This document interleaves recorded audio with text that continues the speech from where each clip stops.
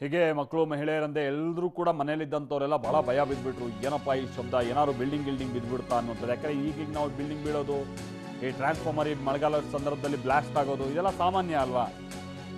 ಅದಕ್ಕಿಂತ ಮೀರಿದ ಶಬ್ದ ಇದು.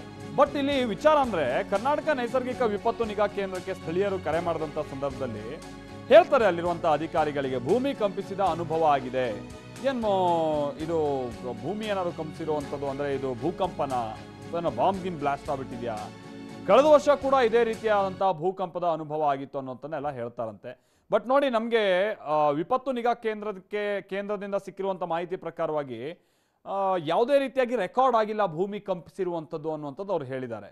ಬಟ್ ನಾನು ಮೊದಲೇ ಹೇಳಿದಾಗೆ ಅಂತಾರಾಷ್ಟ್ರೀಯ ಮಟ್ಟದಲ್ಲಿ ಕೆಲ ಈ ಥರದ ಭೂಕಂಪವನ್ನು ಪತ್ತೆ ಹಚ್ಚೋದಕ್ಕಿರುವಂಥ ಸಂಸ್ಥೆಗಳ ಪ್ರಕಾರವಾಗಿ ಬೆಂಗಳೂರಿನಲ್ಲಿ ಭೂಮಿ ಕಂಪಿಸಿರುವಂಥದ್ದು ಹೌದು.